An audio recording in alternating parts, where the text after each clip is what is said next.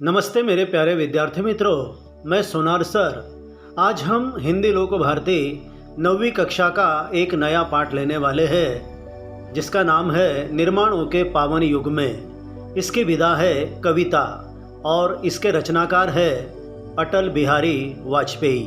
अटल बिहारी वाजपेयी बहुत ही जाना माना नाम है।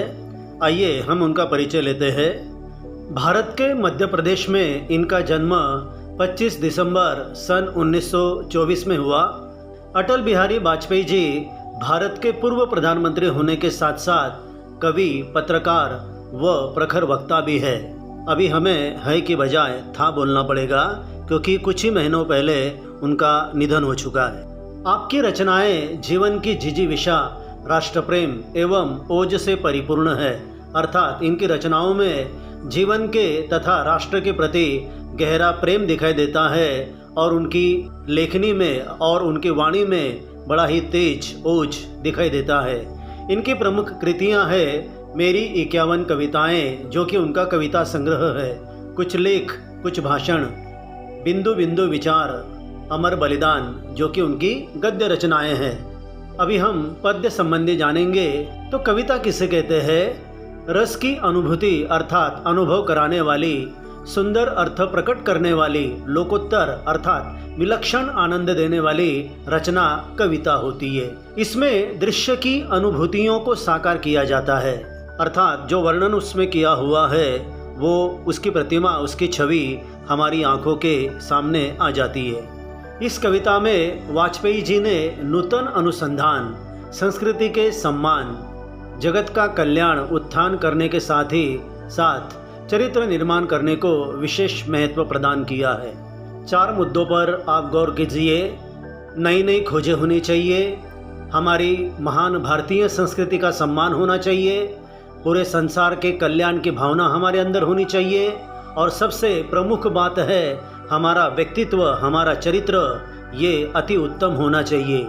और इन्हीं मुद्दों पर उन्होंने सबसे ज़्यादा बल दिया है। आइए कविता को आरंभ करते हैं। निर्माणों के पावन युग में। कविता आरंभ करने से पहले विद्यार्थी मित्रों, मैं आपको 2 बातें बताऊंगा। सबसे पहली बात तो ये है कि जिन शब्दों के नीचे मैंने अधोरेखांकन किया हुआ है उनके अर्थ मैं स्पष्टीकरण देते हुए बताया करूंगा। और दूसरा मुद्दा उससे भी ज़्यादा महत्वपूर्ण है, वो ये कि ये कविता आपके लिए या नई पीढ़ी के लिए इतनी महत्वपूर्ण क्यों है। ये स्पष्ट करने के लिए मैं नेताजी सुभाष चंद्र बोस इनकी एक बात कहना चाहूँगा। वो कहा करते थे कि अच्छे चरित्र का निर्माण करना ही छात्रों का मुख्य कर्तव्य होना चाहिए। यानी हमारे जीवन में सबसे ज़्यादा महत्वपूर्ण बात अगर कोई है तो वो है हमारा अच्छा चरित्र, अर्थात हमारा सुंदर चरित्र जिसमें नैतिकता हो। निर्माणों के पावन युग में हम चरित्र निर्माण न भूले, स्वार्थ साधना की आंधी में वसुधा का कल्याण न भूले। माना अगम अगाध सिंधु है, संघर्षों का पार नहीं है, किंतु डूबना मंझधारों में साहस को स्वीकार नहीं है। जटिल समस्या सुलझाने को नूतन अनुसंधान न भूले, निर्माणों के पावन युग में हम चरित्र निर्माण न भूले। इस पूरी कविता में आप देखेंगे कि कवि ने बार बार हमारे चरित्र निर्माण पर ज़्यादा बल दिया है। वे कहते हैं कि आज का विज्ञान युग है और ये निर्माणों का पावन युग है। निर्माणों का अर्थात नई नई बातों का, नई नई कृतियाँ बनाने का ये बहुत ही सुंदर और पवित्र युग है।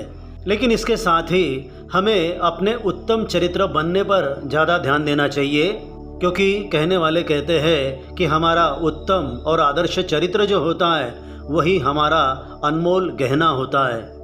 आज हम देखते हैं कि चारों तरफ स्वार्थ का बोलबाला है। हर कोई अपने बारे में केवल सोचता है, संसार के बारे में, दुनिया के बारे में या दूसरों के बारे में वो ज़्यादा सोचना ही नहीं चाहता। उसे तो बस अपनी फिक्र है, अपनी चिंता है। और इसीलिए कवि कहते हैं ये जो आंधी है, ये जो तूफान है स्वार्थ का, तो ये स्वार्थ हमारे अंदर नहीं होना चाहिए। कहीं ऐसा न हो कि स्वार्थ की आंधी में, इस स्वार्थ के तूफान में हम वसुधा का अर्थात हमारी पृथ्वी का, हमारी इस दुनिया का कल्याण की भावना ही हम भूल जाए। और यदि ऐसा होता है तो बहुत बुरी बात है, क्योंकि मानवता सबसे श्रेष्ठ गुण होता है तो हमें मानवता, इंसानियत कदापि नहीं भूलनी चाहिए। एक जगह पर अटल बिहारी वाजपेयी ने लिखा भी है कि जहाँ हमारा स्वार्थ खत्म हो जाता है वहीं से हमारी इंसानियत आरंभ होती है। बिल्कुल सही बात है, जहाँ स्वार्थ रहेगा वहाँ इंसानियत अर्थात मानवता नहीं रहेगी, और जहाँ पर मानवता है वहाँ पर स्वार्थ नहीं रहेगा। कवि आगे कहते हैं कि ये जो हमारा भवसागर है, ये जो संसार है, ये बहुत ही अगम है, अगाध है। जैसे कोई महासागर होता है वो बहुत ही अथाह फैला हुआ होता है, उसका कोई पार नहीं होता है। उसी तरह यह दुनिया, यह संसार भी एक सागर है और इसका कोई पार नहीं है। अर्थात हमारे इस भवसागर में जीवन यापन करते हुए हमें कई संघर्षों का सामना करना पड़ता है। तो ये जो भवसागर है ये कैसा है? अपार, अथाह। जैसे किसी समुद्र में या सागर में जब कोई नाविक नाव चलाता है तो वो कदापि ये नहीं चाहता कि उसकी नाव डूब जाए।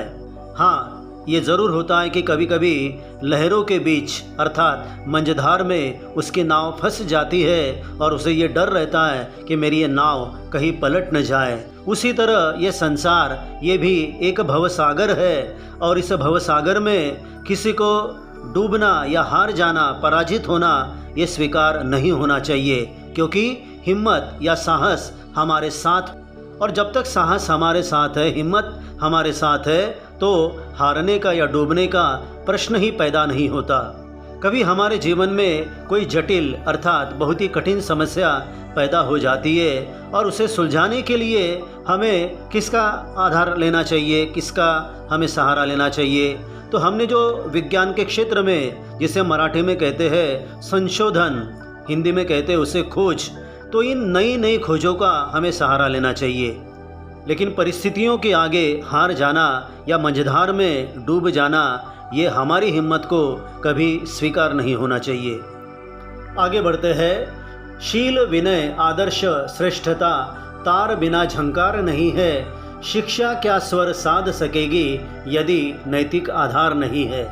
कीर्ति कौमुदी की गरिमा में संस्कृति का सम्मान न भूले।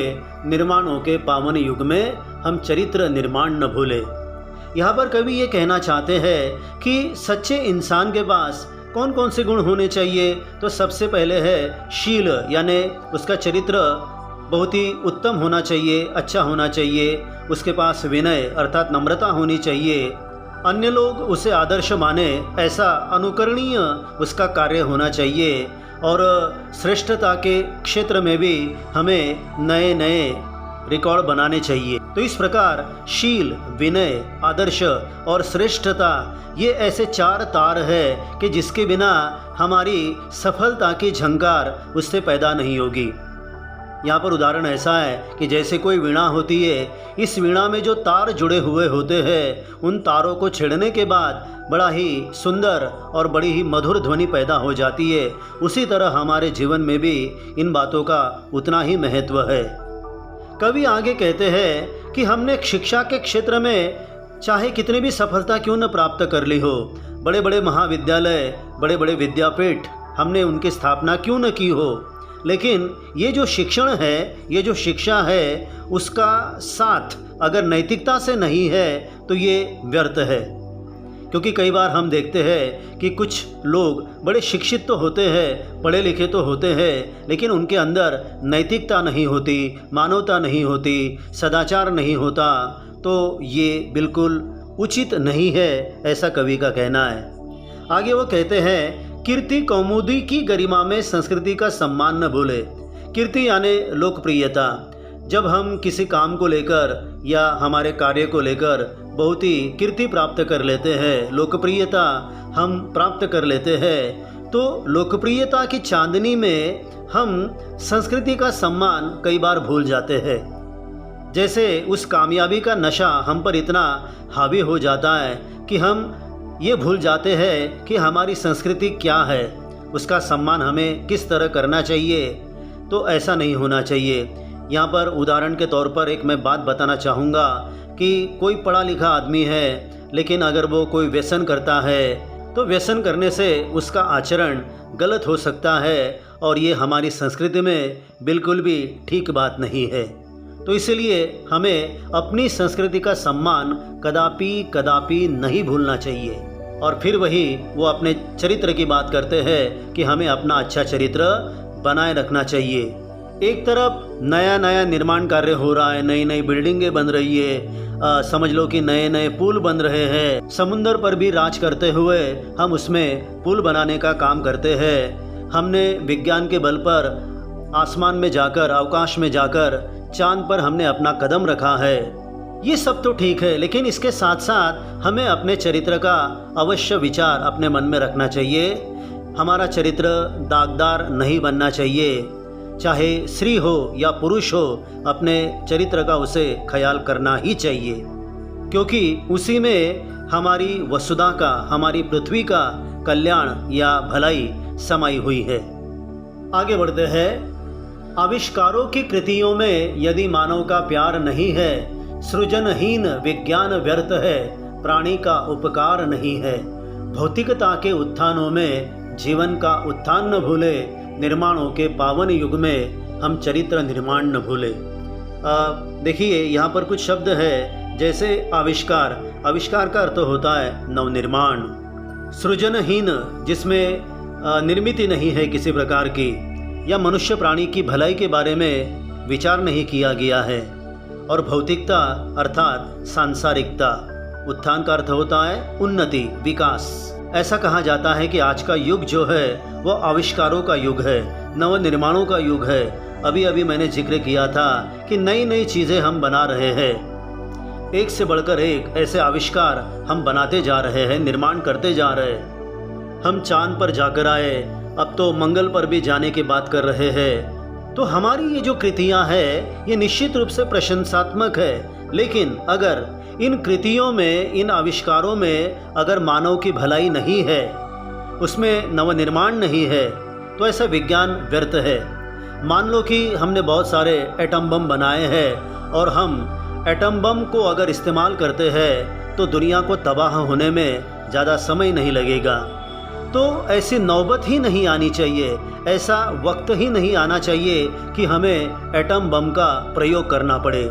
तो कवि यहाँ पर चाहते हैं कि दुनिया में, इस संसार में शांति हो, सुख हो, समृद्धि हो, संवेदनशीलता हो, हर कोई एक दूसरे का दुख जाने और अपनी संस्कृति की जो गरिमा है, उसका जो महत्व है, उसकी जो महिमा है, वो बनाए रखे। कभी कभी हम कहते हैं ना, विज्ञान शाप या वरदान, तो वो हम पर निर्भर है। विज्ञान श्राप लगे, अभिशाप लगे, ऐसा कोई काम ही नहीं हमें करना चाहिए। अब बिजली हमारे लिए इतनी महत्वपूर्ण है, लेकिन उसी बिजली का प्रयोग अगर तुम किसी को करंट देकर मारने के लिए करते हो तो तुमसे बड़ा शैतान दूसरा हो ही नहीं सकता। भौतिकता यानी सांसारिकता, इसमें भी हमने कई चीज़ें बनाई है। मैं तो ये कहूँगा कि सवेरे जागने से लेकर रात को सोने तक ऐसे कई साधन हैं जो विज्ञान की देन है और जिससे हमारा उत्थान हो रहा है, हमारी प्रगति हो रही है। लेकिन ये सब करते करते, इन चीज़ों का प्रयोग करते करते हमें जीवन का उत्थान यानी जो हमारी आत्मिक या आध्यात्मिक प्रगति है उसे कदापि भूलना नहीं चाहिए। कुल मिलाकर इस कविता में हमें यह देखने को मिलता है कि कवि अटल बिहारी वाजपेयी विज्ञान प्रेमी तो है। विज्ञान में हमने जो विकास किया है, मोबाइल, टेलीविज़न, संगणक, हवाई जहाज़, बड़ी बड़ी बिल्डिंगों का निर्माण, शत्रु को पराजित करने के नए नए तरीके, मिसाइल की दुनिया में की हुई खोज और भारत को मिली सफलता, ये सभी बातें अपनी जगह पर बिल्कुल सही है। लेकिन आखिर हमें एक बात नहीं भूलनी चाहिए कि ये जो निर्माण कार्य हम कर रहे हैं इस पवित्र युग में, ये करते समय हमें अपने चरित्र पर ज़्यादा गौर करना चाहिए और स्वार्थ से जितना हो सके हमें दूर रहना चाहिए। हमारे अंदर मानवीयता होनी चाहिए, परोपकार की भावना होनी चाहिए। दिन ब दिन विज्ञान में होने वाली प्रगति और दूसरी तरफ मानवता, अगर ये दोनों चीज़ें हाथ मिलाती है आपस में, तो हमारा देश जो है या हमारी ये जो दुनिया है, ये जो वसुधा है, ये यहाँ पर सर्वत्र सुख का साम्राज्य होगा। कहीं कोई लड़ाई नहीं होगी, कहीं कोई कलह नहीं होगा। तो विद्यार्थी मित्रों, ये कविता यहाँ पर समाप्त हो जाती है। मैं आपसे आशा करूँगा कि ये कविता और ये वीडियो आपको अवश्य अच्छी लगी होगी। तो YouTube पर मेरा जो चैनल है हिंदी शिक्षक, आप उसे अवश्य सब्सक्राइब कीजिएगा। धन्यवाद।